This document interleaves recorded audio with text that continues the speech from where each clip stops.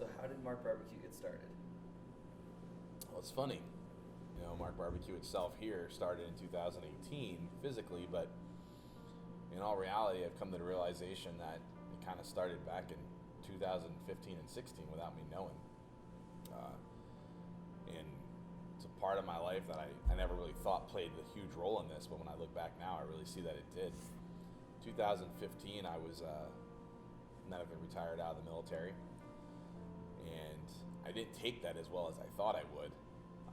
People are always saying they're in a hurry to get out and move on with their lives and all of that, but I wasn't, because it was such a huge part of who I was, and I really enjoyed it and loved being a soldier, and I was an airman for a while too, and so losing that put me into this realm of depression that I didn't even see coming, because most days everything was perfectly fine.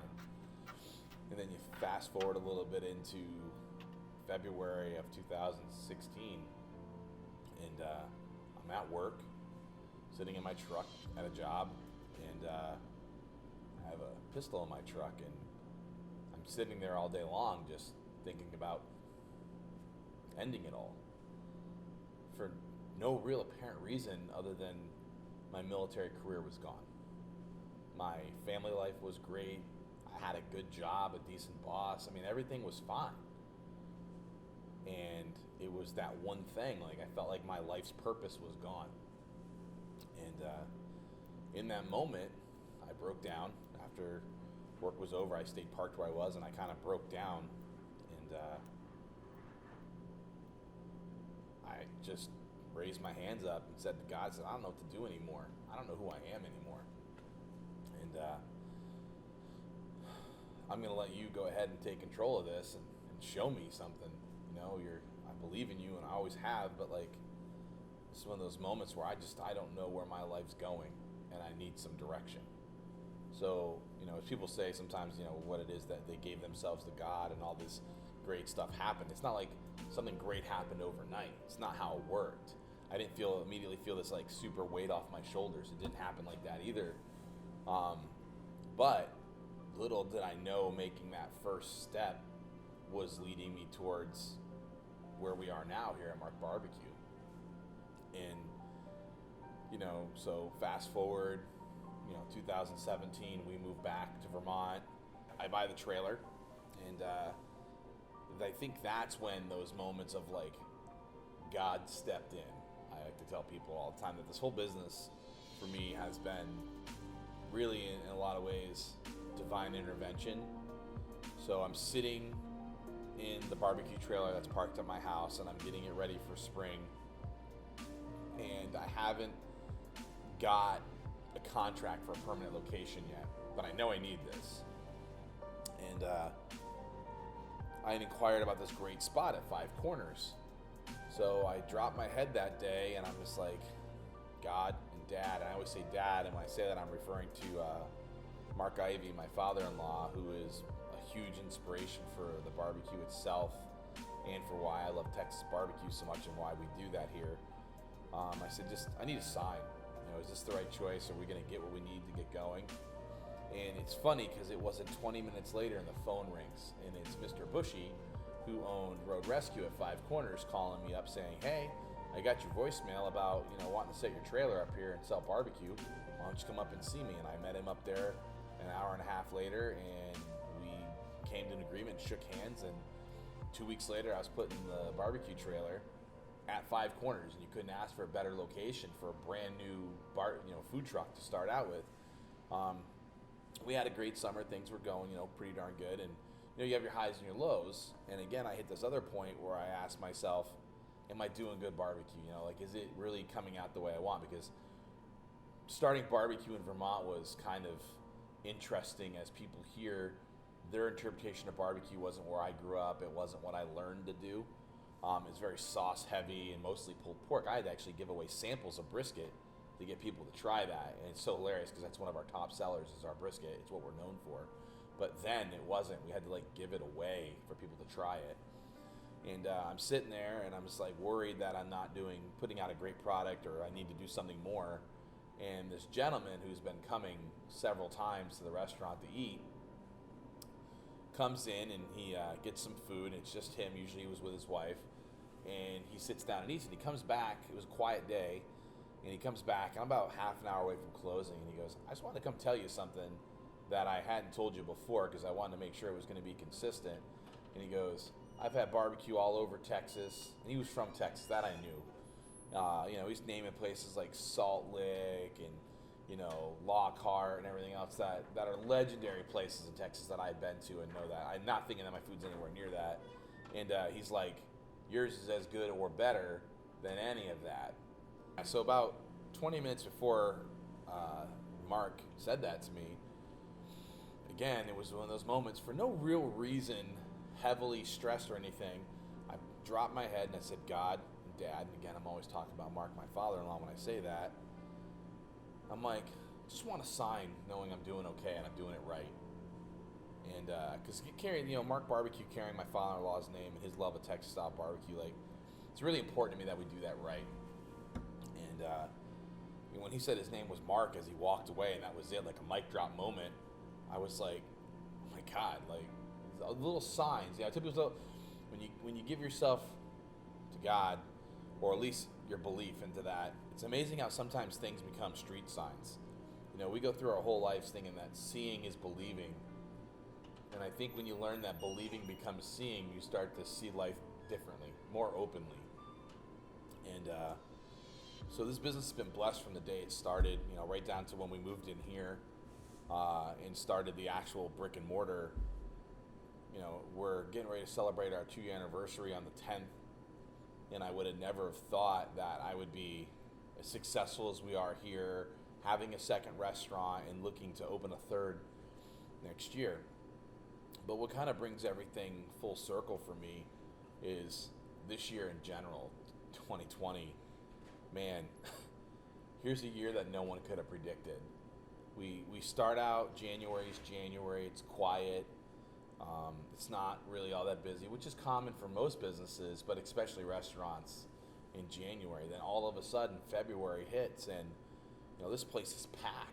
60 people deep, and sitting at every table, and a line of people literally out the door to get barbecue.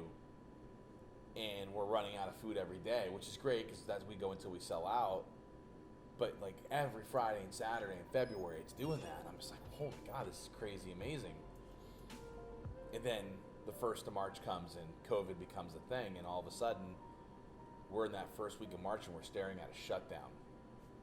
And I always tell people it was about mid-April where I really kind of figured out how all this plays in together and why I wanted to tell this story. But I remember that Thursday night, I watched the governor on the news that day, and we were looking at a shutdown the following Monday.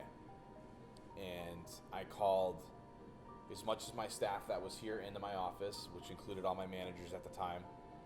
And I said to him, we're looking at a shutdown. I don't know if that means if we're going to shut down or not, because we're going to stay open for as long as we can. I'm going to fight that for my business, for you guys. And I said, I took $60,000 of my own money. I've put it into an account for the business, and I can cover everybody's salaries for a little over 2 months, maybe 3, if we can pull off a little bit more revenue from here. I said, with that being said, we're going to come in, we're going to clean, we're going to do those things because it's important. I can't just pay you to do nothing. We got to figure out something. But we're going to take care of you. Don't worry about your job. We're going to take care of you. I said, the other thing we're going to do is there's going to be people who need to be fed because people are going to be out of work. And they're not going to have money. And to rely on government assistance and for the state to step up that quickly, I knew it wasn't going to happen. 15 plus years in the military teaches you something that nothing in the government moves as fast as it should. And, so the next week, we were spun up by Wednesday, and out of our Heart and Soul restaurant, we did 1,400 meals for people in need. And that continued, and we're still doing it today, and we can plan on continuing to do it after COVID. But lead that into mid-April, we're still cranking busy at the restaurant, but it's all takeout, and we've had to adapt to that, which was a bit of a challenge. But we're still doing crazy numbers. People are coming out to support us in the midst of a pandemic. And we're taking what profits we have, and we're putting it back into taking care of the community because it's the right thing to do. And we made that decision from day one. The state's just now catching up to start feeding people. 2 months later, they start these programs with the other food banks to help take care of people. Now, Mark BBQ's always been based on giving back to our community. It's part of who we are.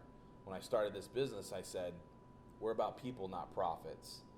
My goal with this was, as long as we could pay the bills and break even at the end of the day, I was fine. This is what I was going to do with my life to keep me busy and keep me active and keep me happy, because I really, truly enjoy it. But it's turned into so much more. And I had this lady who comes and she picks up 3 meals every Wednesday for our meals program.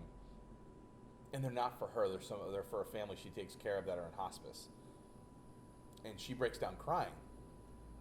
And she gives me a hug and tells me what she's been getting the meals for and how much that's impacted them and her to see somebody through all of this put people before themselves and before their business. And I mean, I don't want to lose my business, but my business is here because of this amazing community that's been coming out every week to support us. And it's my job to help support that community in its time of need. We all know that hunger is a thing, but what are we really doing about it? This is something that I've realized we can do. So how do I feel like this is kind of full circle now in April? After talking to that lady and crying myself, I go back in my office, I'm sitting there, and I'm just like thinking about everything. And I'm realizing that my military career ending was meant to happen, regardless of how much I wanted to resist it. And getting back into cooking for a living was meant to happen, regardless of how horrible it was before, and I wanted to get out of it because you just get so burned out in this job. It's my mission. It's God's plan for me to own a barbecue and feed people. And so we're going to continue doing that. That's who we are. So, like I said, we leave our mark on people with great barbecue in a family environment, but we leave our mark on the community by the way we give back. And we've been doing Mission Sundays since we started the business, helping places like Aunt Dot's Place with food, a food shelf, and then the Toys for Kids program we do in December. We spent $4,200 on buying toys for kids that weren't going to get toys unless we did. And it's because of the customer that comes in here every day and buys food from us that we were able to do that. So when people open a business and they're only focused on making money, I think they lose track that community is how they stay afloat and stay who they are. And all of this is done. The craziness of 2020, the unsure moments in the beginning have just shown me that we're about community, and that's what we need to be focused on. And Mark BBQ is always going to be focused on that. And my life was worth keeping in that moment when I felt like I wanted to just end it all, because I was meant for something bigger. And I don't think all of us get that chance in life necessarily to really see that picture. And I'm hoping people that watch this take out of this video that that's what I'm trying to say is you have a life worth living, and you may not know what that your goal really is. And it's not about career, and it's not about how many kids you have and how big your house is, because in the end you don't take any of that with you. It's about what you're going to leave behind. What was your legacy? Like, what did you do that made a difference in somebody else's life?